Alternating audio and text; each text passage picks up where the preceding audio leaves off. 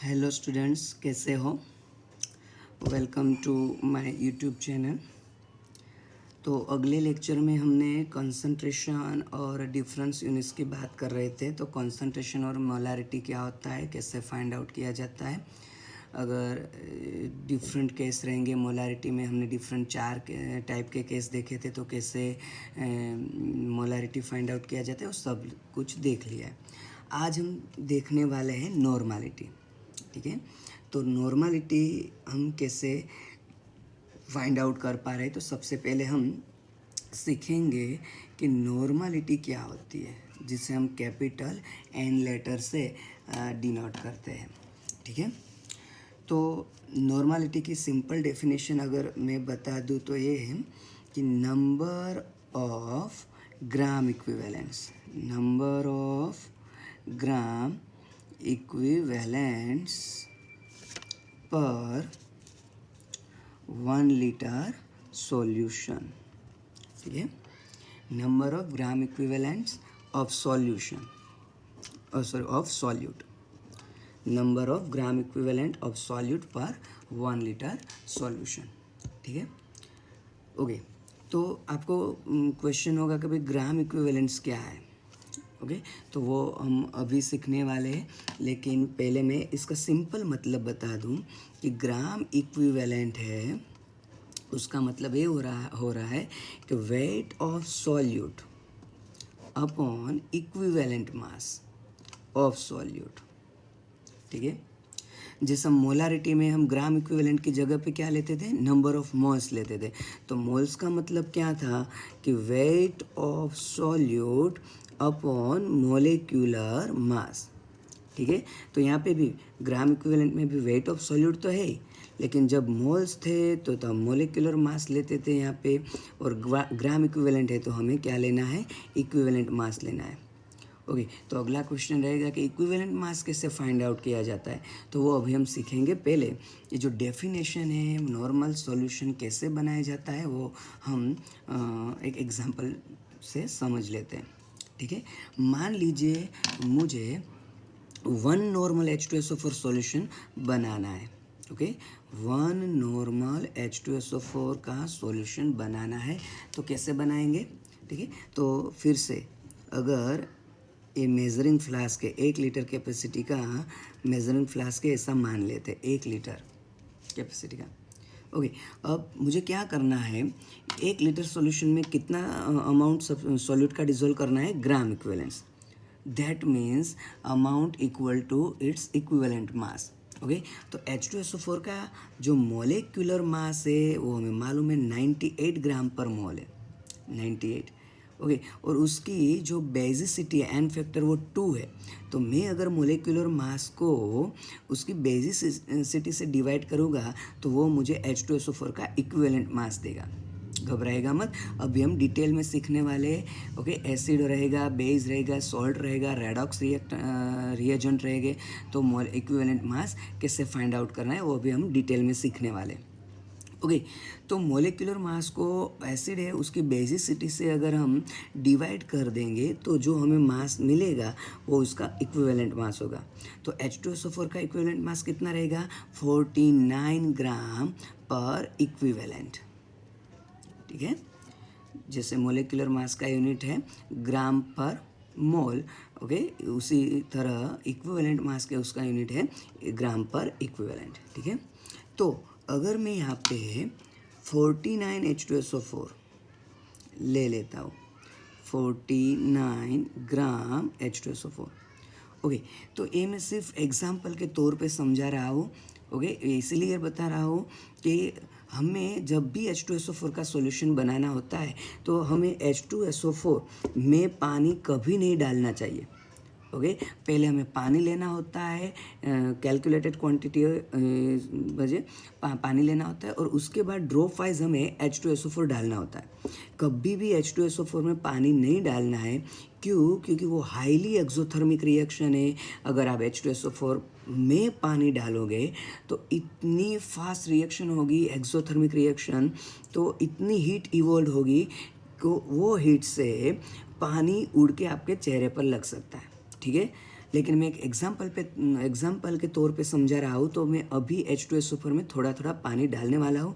मैं बता देता हूँ, एक्चुअल में लेबोरेटरी में जब आप H2SO4 का सॉल्यूशन बनाए तो H2SO4 में कभी पानी नहीं डालना है। मैं सिर्फ ये नॉर्मालिटी का कंसेप्ट आपको समझाने के लिए ये वाला एग्जांपल दे रहा हूँ कि H2SO4 में मैं पानी डालूंगा, लेकिन ऐसा नहीं होता। सिर्फ कंसेप्ट समझाने के लिए मैं आपको ये बता रहा हूँ। तो मैंने इक्विवेलेंट मास जितना वेट H2SO4 का ले लिया है। अब मुझे थोड़ा थोड़ा वाटर डाल के H2SO4 को बराबर से डिज़ोल्व करना है। जब वो डिज़ोल्व हो जाए तो मुझे फाइनल वॉल्यूम 1 लीटर करना है। ओके, तो मोलारिटी में जो था ठीक वैसा ही यहाँ पे मोलारिटी में भी फाइनल सॉल्यूशन, जो टोटल सॉल्यूशन था वो 1 लीटर था। वहाँ भी हमने अलग से 1 लीटर पानी नहीं डाला था, और यहाँ भी अलग से 1 लीटर पानी नहीं डाला है। 1 लीटर है वो टोटल वाटर प्लस H2SO4 है। ठीक है, तो नंबर ऑफ ग्राम इक्विवेलेंट्स पर 1 लीटर ऑफ सॉल्यूशन, जिसे हम बोलते हैं नॉर्मालिटी। तो अब हम नॉर्मालिटी के फॉर्मूला लिख सकेंगे। तो नॉर्मालिटी डेफिनेशन पर से क्या लिख पाएंगे हम लिख सकेंगे कि नंबर ऑफ ग्राम इक्विवेलेंट्स पर वॉल्यूम ऑफ सॉल्यूशन। ओके, मैंने ग्राम इक्विवेलेंट का मतलब अभी बता ही दिया है, तो मैं लिख ही देता हूँ wait of solute upon equivalent mass of solute into volume in litre unit. Okay, फिर से अगर हमें मिलीलीटर में दिया गया होता है तो मिलीलीटर को लीटर में कन्वर्ट करने के लिए मान लीजिए W है वो वेट ऑफ सॉल्यूट है। ओके, इक्विवेलेंट मास को मैं कैपिटल ई से डिनोट कर देता हूँ। वॉल्यूम अगर मेरे पास मिलीलीटर में तो लीटर में कन्वर्ट करने के लिए मैं यहाँ पे 1000 से मल्टीप्लाई कर दूँगा। ओके, तो नॉर्मलिटी की फॉर्मूला हो गई। ओके, अब ध्यान रखना है, जो 4 केस हमने मोलारिटी में पढ़े थे वही 4 केस फिर से नॉर्मालिटी में भी आने वाले हैं। जैसे कि केस नंबर 1 क्या था कि अगर हमारे पास 2 एसिड और 2 बेस, ऐसा नहीं 2 3 4 5 कोई भी हो सकता है, कि if we have 2 3 4 okay, acid में 2 एसिड का मिक्सचर भी हो सकता है, 3 एसिड का भी मिक्सचर हो सकता है, 4 एसिड का भी मिक्सचर हो सकता है। एसिड है मान लीजिए और बेस है। ठीक है, तो हम क्या करेंगे, तो हर एक के ग्राम इक्विवेलेंट N1V1। ओके, अगर मैं यहाँ पे ग्राम इक्विवेलेंट को सब्जेक्ट बना दूँ तो हम लिख सकते हैं N इंटू वी। तो N1V1 प्लस N2V2। अगर मान लीजिए 3 एसिड का मिक्सचर है तो N3V3 is equal to NV। Okay, molarity में हम यहाँ n फैक्टर से मल्टीप्लाई कर रहे थे, नॉर्मालिटी में हम ऑलरेडी ग्राम इक्विवेलेंट यूज़ कर रहे हैं, तो यहाँ पे हम n फैक्टर से मल्टीप्लाई नहीं करेंगे। तो उस हिसाब से देखें तो मोलारिटी से नॉर्मालिटी की कैलकुलेशन इजी रहती है। ओके, मान लीजिए ऐसा कोई क्वेश्चन अगर हमारे पास हो कि 10 ml 0.1 नॉर्मल HCl और मान लीजिए 20 ml 0.1 मोलर H2SO4 है, और दोनों के मिक्स करने के बाद जो मिक्सचर बन रहा है उसकी हमें नॉर्मालिटी फाइंड आउट करनी हो, तो अगर मैं इसे पहला कंपोनेंट बोल दूँ, इसे दूसरा बोल दूँ, तो N1V1 plus N2V2 is equal to NV। Simple formula से मैं कैलकुलेट कर सकता हूँ। तो जो भी केस मोलारिटी में थे वही है, सिर्फ वहाँ हम M1V1 लिख रहे थे, यहाँ पे N1V1 लिख रहे हैं। केस नंबर 2, अगर एसिड और बेस का मिक्सचर होता है, यहाँ पे तो क्या था, सिर्फ एसिड था तो एसिड के साथ ही मिक्सचर था, बेस हो तो बेस के साथ ही मिक्सचर था, तो 2 एसिड 2 बेस के मिक्सचर होते तो हम एडिशन करते हैं। अगर एसिड और बेस का मिक्सचर रहेगा तो हमें सब्सट्रैक्शन करना है। जैसे कि मान लीजिए कि 20 ml 0.1 नॉर्मल HCl है, उसमें अगर मैं 10 ml 0.1 नॉर्मल NaOH मिक्स कर दूँ, और जो फाइनल मिक्सचर होता है मैं उसमें पानी डाल के 200 ml फाइनल वॉल्यूम बना दूँ तो जो फाइनल सॉल्यूशन है उसकी नॉर्मलिटी कैसे फाइंड आउट करेंगे? सिंपल, हमने बोला था जब एसिड और बेस का मिक्सचर हो तो उसका न्यूट्रलाइजेशन हो रहा है तो हमें सब्सट्रैक्शन करना है। फिर से ये वाला पहला कंपोनेंट रहेगा तो N1V1 में से मैं N2V2 को सब्सट्रैक्ट कर दूंगा और फाइनली NV कर दूंगा। तो N1V1 N2V2 और फाइनल नॉर्मलिटी तो हमें फाइंड आउट करनी है और फाइनल वॉल्यूम हमें 200 ml दिया गया है। ठीक है, case number 3। Okay, case number 3, अगर 100% न्यूट्रलाइजेशन होता, ओके 100% न्यूट्रलाइजेशन रहता तो क्या करेंगे? मान लीजिए फिर से क्वेश्चन के फॉर्म में हम समझने की कोशिश करेंगे कि 20 ml 0.6 नॉर्मल NaOH का न्यूट्रलाइजेशन मान लीजिए कोई X नॉर्मल HCl से हो रहा है और वो न्यूट्रलाइजेशन करने के लिए HCl का वॉल्यूम मान लीजिए 10 ml रहता है, 10 ml वॉल्यूम लेता है। तो हमें X नॉर्मल मीन्स के HCl की नॉर्मलिटी फाइंड आउट करनी है तो सिंपल हम उस दोनों के ग्राम इक्विवेलेंट को मैच कर देंगे N1V1 is equal to N2V2 के हिसाब से। तो हमारे पास N1 है, V1 है और V2 भी हमारे पास है, N2 हमें फाइंड आउट करना है। तो इस तरह से हम फाइंड आउट कर सकते हैं। ओके, और अभी एक last case, double dilution. Okay, double dilution, तो लास्ट केस हमारे पास है केस नंबर 4।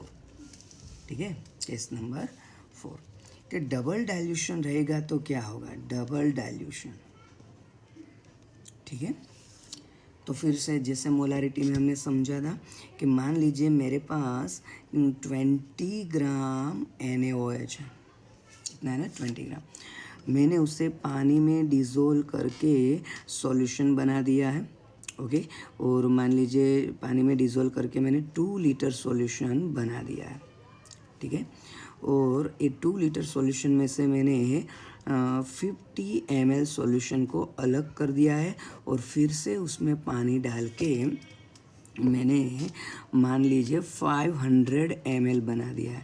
तो जो 500 ml फाइनल सॉल्यूशन आया उसके हमें नॉर्मलिटी फाइंड आउट करनी है। तो फिर से ए वाला हमारा पहला केस हो गया। तो पहले केस में से हमें नॉर्मलिटी N1 फाइंड आउट कर लेनी है। क्या? Weight divided by equivalent mass into volume in litre unit. Okay, तो हमें ए वाले सॉल्यूशन की नॉर्मलिटी मिल जाएगी। तो ये जो 50 ml है ये सॉल्यूशन में से ही हमने सेपरेट किया है। तो ये जो 50 ml सॉल्यूशन है उसकी नॉर्मलिटी तो क्या रहेगी? N1 ही रहेगी। तो फिर से हमें ये दोनों का ग्राम इक्विवेलेंट को मैच कर देना है, क्योंकि हमने जो NaOH है उसका ग्राम इक्विवेलेंट चेंज नहीं किया है, सिर्फ पानी ऐड किया है। तो जब से हमने सॉल्यूशन बनाने की शुरुआत की थी तब जितना NaOH का ग्राम इक्विवेलेंट रहता है उतना ही ग्राम इक्विवेलेंट फाइनल सॉल्यूशन में भी रहेगा। ठीक है, तो टोटल ग्राम इक्विवेलेंट NaOH का चेंज नहीं हो पा रहा है, तो हम इसका ग्राम इक्विवेलेंट और ये वाला ग्राम इक्विवेलेंट मैच कर देंगे। तो फिर से हम लिखेंगे N1V1, N1 तो हमारे पास यहाँ से मिल ही गया है, V1 50 ml दिया गया है, यहाँ पे N2 हमें फाइंड आउट करना है और V2 हमें 500 ml दिया गया। तो ए फॉर्मूला पर से, तो पहले हमें सिंपल नॉर्मलिटी के फॉर्मूला पर से N1 फाइंड आउट कर लेना है और सेकंड स्टेप में दोनों के ग्राम इक्विवेलेंट मैच करके हमें फाइनल नॉर्मलिटी फाइंड आउट कर लेनी है। तो ये जो 4 केस थे, तो फटाफट से पहले इतना सा रिवीजन कर लेते हैं। ठीक है, तो सबसे पहले नॉर्मलिटी का मैंने क्या बताया? नॉर्मलिटी के लिए मैंने बताया कि number of gram equivalents of solute पर 1 लीटर ऑफ सॉल्यूशन। तो डेफिनेशन पर से हमने एक सिंपल सा फॉर्मूला लिख दिया था कि normality is equal to number of gram equivalents upon volume of solution. Okay, अगर मैं यहाँ ग्राम इक्विवेलेंट्स को सब्जेक्ट बना दूँ तो नॉर्मलिटी इनटू वॉल्यूम में लिख सकता हूँ। तो gram equivalents is equal to normality into volume. Okay, बाद में ग्राम इक्विवेलेंट की जो वैल्यू है मीन्स के वेट बाय इक्विवेलेंट मास वो हमने पुट कर दिया था। ओके, वो मैंने यहाँ पे बता दिया था, gram equivalents weight of solute upon equivalent mass रहता है। ठीक है, और ऐसे करके फाइनल इक्वेशन हमने बना लिया था। और बाद में हमने डिफरेंट 4 केस का स्टडी किया। अगर 2 एसिड या 3 एसिड और बेस का मिक्सचर रहता है तो हमें ए वाले फार्मूला यूज़ करना है। अगर एसिड और बेस का मिक्सचर रहता है तो हमें सब्सट्रैक्शन करना है। अगर 100% यूटिलाइजेशन हो एसिड बेस का तो हमें दोनों के ग्राम इक्विवेलेंट को मैच करके हम फाइंड आउट कर सकते हैं।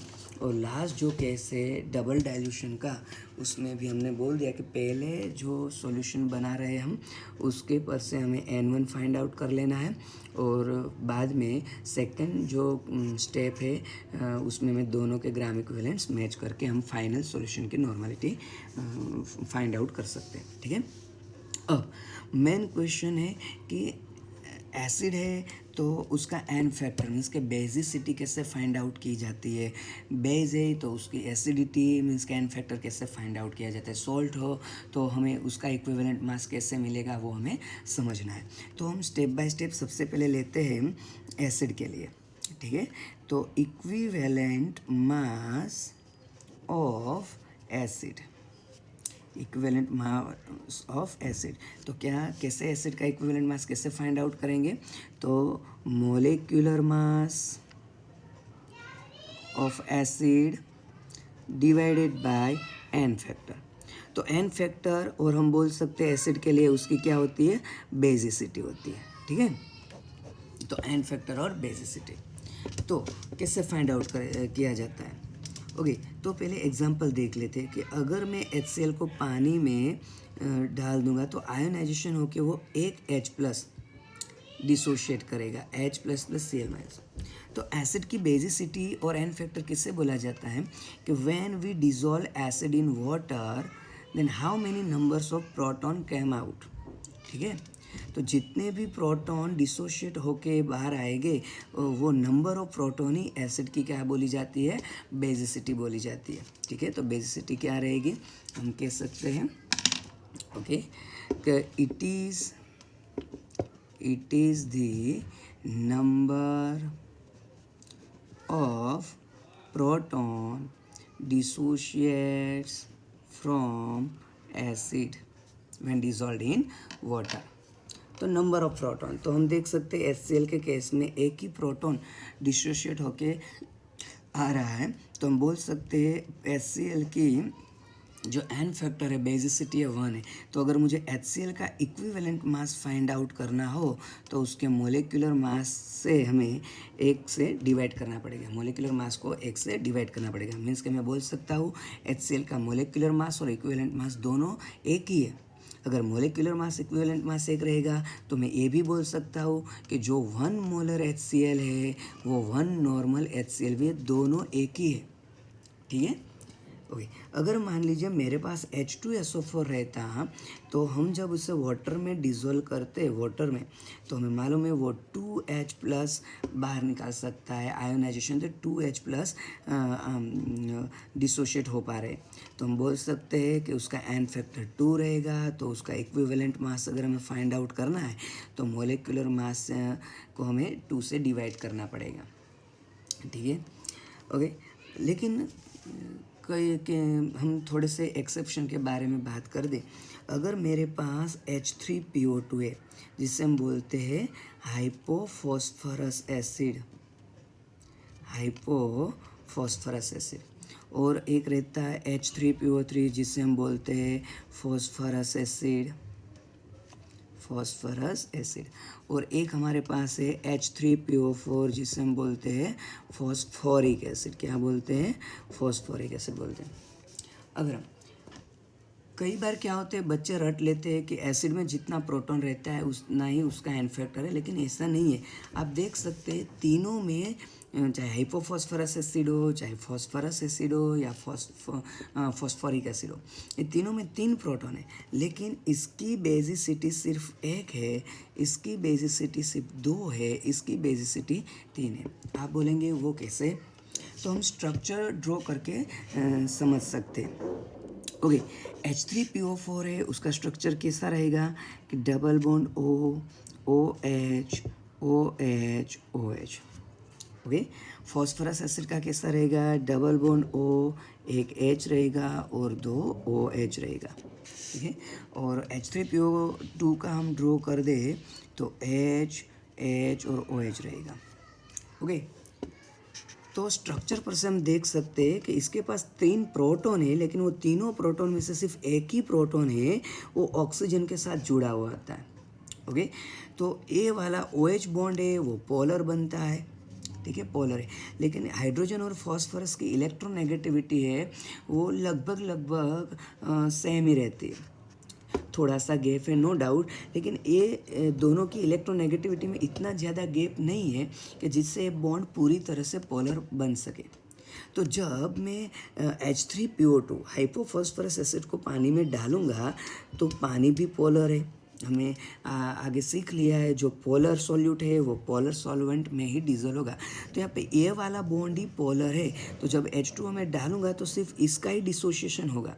ए वाला मैंने बोला इतना ज़्यादा पोलर नहीं है कि बॉन्ड ब्रेक होगा, ठीक है, ए वाला नहीं होने वाला है क्योंकि इतना ज़्यादा पोलर नहीं है। तो सिर्फ एक ही प्रोटॉन, ओके, 3 में से एक ही प्रोटॉन ऑक्सीजन के साथ जुड़ा है, पोलर बॉन्ड है, इसीलिए on dissociation it will remove only 1 proton and therefore basicity of hypophosphorous acid that means n factor is 1। Okay, उसी तरह आप यहाँ पे देख सकते हो H3PO3 में out of 3 proton only 2 protons are attached with oxygen and because of that only 2 OH bond are polar, ठीक है। तो ये जो PH बॉन्ड है वो पोलर नहीं रहेगा, 2 OH बॉन्ड पोलर है। तो जब इससे हम ऑन एडिशन इनटू वाटर तो हम क्या मिलेगा, तो सिर्फ 2 ही प्रोटॉन है वो डिसोशिएट होके बाहर आएंगे, तो उसका एन फैक्टर कितना रहेगा, 2 रहेगा, ठीक है। और यहाँ पे 3 OH है, मीन्स के जो तीन हाइड्रोजन है वो तीनों के 3 हाइड्रोजन ऑक्सीजन के साथ जुड़ा हुआ आता है, तो तीनों प्रोटॉन पोलर बॉन्ड से जुड़े हुए हैं। तो ऑन एडिशन इनटू वाटर तो हम कह सकते हैं कि 3 प्रोटॉन आयोनाइजेशन से डिसोसिएशन से बाहर आएंगे, तो उसका एन फैक्टर क्या रहेगा, N=3 रहेगा, ठीक है। तो हमें ये रट नहीं लेना है कि जितना प्रोटॉन हो उतना ही एन फैक्टर है। यहाँ पे 3 प्रोटॉन है फिर भी इसका एन फैक्टर 2 है, यहाँ पे 3 प्रोटॉन है लेकिन एन फैक्टर 1 है। उस हिसाब से जो बोरिक एसिड रहता है H3BO3 उसका भी एन फैक्टर सिर्फ एक ही है, ठीक है।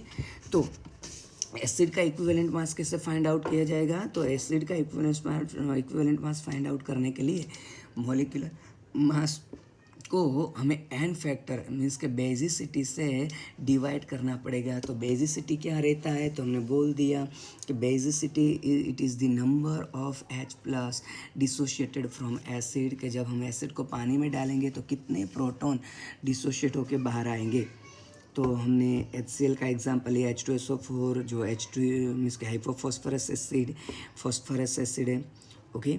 तो हम इसे फॉस्फेनिक एसिड भी बोलते हैं, उसका दूसरा नाम है फॉस्फेनिक एसिड, और इसे हम बोलते हैं फॉस्फोनिक एसिड भी बोलते हैं, फॉस्फोनिक। तो कंफ्यूज मत होना, ये फॉस्फेनिक एसिड है, फॉस्फोनिक एसिड है, और ये हाइपोफॉस्फरस एसिड है, ये फॉस्फरस एसिड है, और ये सिंपल फॉस्फोरिक एसिड है, और ये बोरिक एसिड है। तो ये तो हमने सीख लिया कि एसिड का इक्विवेलेंट मास हम कैसे फाइंड आउट कर सकते हैं।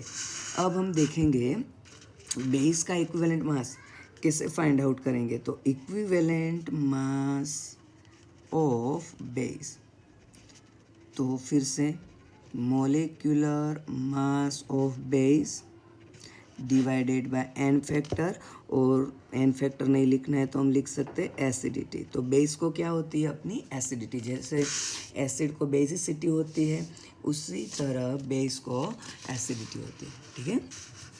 ओके, तो ये तो बहुत सिंपल सा है। एसिडिटी किसे बोलेंगे, तो acidity of base it is the number of OH minus ions dissociated from base, ठीक है। तो हम जब बेस को पानी में डालेंगे तो कितने OH डिसोशिएट होके बाहर आएंगे, उसी नंबर को हम बेस की एसिडिटी बोलते हैं। जैसे कि हम एग्जांपल ले, अगर हमारे पास NaOH रहता तो NaOH को पानी में डालने से Na+OH में एक ही OH माइनस डिसोशिएट होके बाहर आ रहा है, तो हम कह सकते हैं कि NaOH की जो एसिडिटी है और उसका एन फैक्टर है वो सिर्फ 1 है। तो अगर NaOH का हमें इक्विवेलेंट मास फाइंड आउट करना है तो उसके molecular mass divided by 1, okay, तो हम बोल सकते हैं HCl की तरह NaOH का भी equivalent mass and molecular mass same ही है। तो दैट मीन्स अगर मैं 1 मोलर NaOH लिखूँ या 1 नॉर्मल NaOH लिखूँ, दोनों एक ही बात है। ठीक है, ओके। अगर मैं लिखता मैग्नीशियम हाइड्रोक्साइड, तो पानी में डालने से Mg+2 और 2OH माइनस डिसोसिएट होके बाहर आते, तो उसका एन फैक्टर 2 रहता। तो equivalent mass is equal to molecular mass by कितना रहेगा, 2 रहेगा। तो बेस में तो बहुत सिंपल है। अगर एक और एग्जांपल कह सकते हैं, एल्यूमिनियम हाइड्रोक्साइड को मैं पानी में डाल दूंगा तो Al+3 और 3OH माइनस, तो 3OH माइनस निकल के बाहर आ रहे हैं, तो N=3 बोल सकता हूँ मैं। तो उसका इक्विवेलेंट मास, तो मोलिकुलर मास डिवाइडेड बाय 3 रहेगा। ठीक है, तो बेस का मोलिकुलर मास फाइंड आउट करना तो बहुत इजी है। ओके, अब मान लीजिए अगर हमें कोई सॉल्ट दिया गया होता, ओके, सॉल्ट दिया गया होता तो हम इक्विवेलेंट मास कैसे फाइंड आउट कर पाएंगे। तो इक्विवेलेंट मास ऑफ सॉल्ट, ठीक है, तो फिर से molecular mass of salt divided by N factor. Okay, तो यहाँ पे एन फैक्टर क्या रहेगा सॉल्ट में, तो सॉल्ट में हम लिख सकते हैं टोटल पॉजिटिव और नेगेटिव चार्ज। तो सॉल्ट है तो उसमें जितना पॉजिटिव चार्ज रहेगा उतना ही नेगेटिव चार्ज रहेगा। ठीक है, और हम ये भी लिख सकते हैं number of water molecule, number of water molecule in order to convert that salt into its original acid or base। तो जो सॉल्ट है वो जो भी एसिड और बेस से बना हुआ होता है, अगर वो सॉल्ट को अपने मूल एसिड और बेस में कन्वर्ट करने के लिए कितने वाटर मोलिक्यूल चाहिए वो भी। ओके, लेकिन ज़्यादातर ए वाला बच्चों को इजी लगता है कि पॉजिटिव चार्ज। ओके, और इजी भी है, देख लीजिए अगर NaCl है, ओके, तो NaCl में टोटल पॉजिटिव चार्ज कितना है 1। तो अगर मुझे NaCl का इक्विवेलेंट मास फाइंड आउट करना है तो मोलिकुलर मास बाय मैं कितना लिखूंगा, सिर्फ एक ही। तो फिर से इक्विवेलेंट मास और मोलिकुलर मास सेम ही हो जाएगा। अगर मान लीजिए मेरे पास Na2CO3 है, सोडियम कार्बोनेट, ठीक है, तो टोटल पॉजिटिव चार्ज कितना रहेगा, +2। तो Na2CO3 का मुझे इक्विवेलेंट मास अगर फाइंड आउट करना हो तो मोलिकुलर मास बाय कितना करना पड़ेगा, 2 करना पड़ेगा। ठीक है, अगर मान लीजिए मेरे पास सोडियम हाइड्रोजन कार्बोनेट मीन्स के सोडियम बाइकार्बोनेट, ओके, तो यहाँ पे ज़्यादातर स्टूडेंट गलती कर देते, इसका भी +1 इसका भी +1 +2 ले लेते। ऐसा नहीं है, अगर ये डिसोशिएट होगा तो Na+ और HCO3- 1 आएगा। ठीक है, तो इसका equivalent mass simple molecular mass by कितना रहेगा, एक ही रहेगा। ओके, और ऐसे भी समझ सकते हैं, देखिए कि Na2CO3 है, अगर मैं उसके मूल एसिड NaOH और H2CO3, हालांकि H2CO3 फर्दर डिसोशिएट होके H2O और CO2 ही बन जाने वाला है। ठीक है, तो मुझे कितना लेना पड़ेगा, 2 मोल ऑफ वाटर लेना पड़ेगा बैलेंस करने के लिए। ठीक है, तो हम ऐसे भी कर सकते हैं कि टोटल पॉजिटिव चार्ज 2 है, और हम ये भी बोल सकते हैं कि नंबर ऑफ वाटर मोलिक्यूल कितना है, 2 है, तो हम 2 से डिवाइड कर सकते हैं। ठीक है, अगर मैं सोडियम हाइड्रोजन कार्बोनेट ले लेता हूँ तो सिर्फ एक ही वाटर मोलिक्यूल की ज़रूरत रही होती, तो वो हो जाएगा NaOH + H2CO3। ठीक है, तो नंबर ऑफ वाटर मोलिक्यूल और टोटल पॉजिटिव चार्ज हम कह सकते हैं। ठीक है, अगर मान लीजिए मुझे FeCl3 का इक्विवेलेंट मास फाइंड आउट करना होता तो मैं क्या करता हूँ, molecular mass by total positive charge कितना है 3, तो मैं 3 से डिवाइड कर लेता। ठीक है, तो सोल्ट का इक्विवेलेंट मास ऐसे फाइंड आउट किया जाता है। और लास्ट में देख लेते हैं रेडॉक्स रिएक्शन में कि equivalent mass of redox reagent, okay, equivalent mass of redox reagent, तो इज इक्वल टू हम लिख सकते हैं molecular mass by change in oxidation state, जितने भी ऑक्सीडेशन स्टेट में चेंज रहेगा। और हम ये भी बोल सकते हैं नंबर ऑफ इलेक्ट्रॉन्स, तो दोनों सेम ही रहते हैं, जितना ऑक्सीडेशन नंबर में चेंज रहेगा उतना ही इलेक्ट्रॉन होगा। ठीक है, मान लीजिए कि मेरे पास रेडॉक्स के हिसाब से लिख दूँ कि मेरे पास KMnO4 है। ठीक है, और हम ले लेते हैं एसिडिक मीडियम। अगर एसिडिक मीडियम ने KMnO4 का इक्विवेलेंट मास पूछा गया है तो क्या होता है, रिएक्शन ऐसे होती है कि जो KMnO4 है उसमें MnO4 माइनस एनाइन है, ओके तो ऑक्सीडाइजिंग एजेंट है, तो ड्यूरिंग रिएक्शन उसका क्या रहेगा, उसका क्या होगा, रिडक्शन होगा, तो रिडक्शन होके Mn+2 में कन्वर्ट हो जाएगा, ओके तो यहाँ पे Mn का ऑक्सीडेशन नंबर +7 है, यहाँ पे Mn का ऑक्सीडेशन नंबर +2 है, तो डिफरेंस हमने लिखा है चेंज इन ऑक्सीडेशन स्टेट, तो कितना चेंज होता है, नंबर 5, ओके तो मैं इसे ऐसे भी लिख सकता हूँ MnO4 minus +5 electron it gives Mn+2, तो जितना चेंज रहता है उतना ही इलेक्ट्रॉन रहता है। तो एसिडिक मीडिया में अगर मुझे KMnO4 का इक्विवेलेंट मास फाइंड आउट करना है तो मोलिकुलर मास बाय कितना आएगा, 5 आएगा, ठीक है। अगर मुझे बेसिक मीडिया में, ठीक है, मुझे बेसिक मीडिया में अगर KMnO4 का इक्विवेलेंट मास फाइंड आउट करना होता तो क्या रहता, तो फिर से MnO4 माइनस तो है ही, लेकिन बेसिक मीडिया में वो ये परमैंगनेट आयन है तो ये MnO4-2 मैंगनेट आयन, ध्यान रखिएगा यहाँ पे -1 है, यहाँ पे -2 है, ये परमैंगनेट आयन है, ये मैंगनेट आयन है, ठीक है। ये डार्क ग्रीन कलर का होता है, ओके ये पर्पल और डार्क पिंक और पर्पल कलर का भी हम बोल सकते हैं, ठीक है। तो यहाँ पे Mn का ऑक्सीडेशन नंबर 7 रहता है, यहाँ पे 6 रहता है, तो सिर्फ एक का ही चेंज है, तो बेसिक मीडिया में इक्विवेलेंट मास क्या रहेगा KMnO4 का, मोलिकुलर मास बाय 1, क्योंकि एक ही चेंज मीन्स के बेसिक मीडिया में हम बोल सकते हैं इक्विवेलेंट मास और मोलिकुलर मास KMnO4 के लिए सेम ही है। अगर हम न्यूट्रल मीडिया की बात करें तो MnO4 माइनस कन्वर्ट हो जाएगा MnO4 में, MnO2 में, ओके तो यहाँ पे Mn का ऑक्सीडेशन नंबर 7 है, यहाँ पे 4 है, तो डिफरेंस आएगा 3 का, तो न्यूट्रल मीडिया में इक्विवेलेंट मास क्या रहेगा, मोलिकुलर मास बाय 3। तो मीडियम के हिसाब से KMnO4 का इक्विवेलेंट मास हमने सीख लिया। मान लीजिए अगर हमें पोटेशियम डाइक्रोमेट दिया गया होता K2Cr2O7, ओके तो K2Cr2O7 है, उस ज़्यादातर एसिडिक मीडिया में ऑक्सीडाइजिंग एजेंट का काम करता है, तो सिर्फ हम एसिडिक मीडिया की बात करेंगे। तो Cr2O7-2 डाइक्रोमेट आयन है, during reaction it is converted into 2 mole of Cr+3।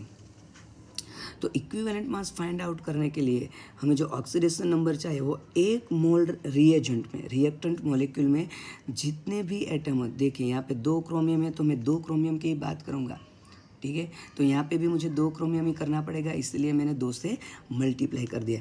तो 1 मोल में जो भी एटम का हम ऑक्सीडेशन स्टेट फाइंड आउट कर रहे हैं वो 1 मोल में जितने भी एटम हो, मान लीजिए अगर यहाँ पे 5 होता मैं 5 क्रोमियम का ऑक्सीडेशन नंबर फाइंड आउट करता, तो 1 मोल में जितने एटम हो वो सारे एटम का ऑक्सीडेशन नंबर हमें कंसिडर करना है, ठीक है। तो यहाँ पे 2 क्रोमियम का ऑक्सीडेशन नंबर रहता है 12, यहाँ पे 1 का 3 है तो 2 का 6 रहेगा, तो फिर से कितना चेंज है, 6, तो K2Cr2O7 का इक्विवेलेंट मास फाइंड आउट करने के लिए मुझे उसके मोलिकुलर मास को 6 से डिवाइड करना पड़ेगा। तो इस हिसाब से एसिड, बेस, सॉल्ट और रेडॉक्स रिएजेंट का हम इक्विवेलेंट मास फाइंड आउट कर सकते हैं। तो पूरा का पूरा नॉर्मलिटी के बारे में मैंने बात किया है, आशा करता हूँ आपको ज़रूर समझ में आया होगा, ओके। अगले लेक्चर में हम बात करेंगे मोलालिटी, मोल फ्रैक्शन आदि के बारे में, ठीक है। तो हम मिलते हैं नेक्स्ट लेक्चर में। आपने मेरा वीडियो देखा इसलिए धन्यवाद।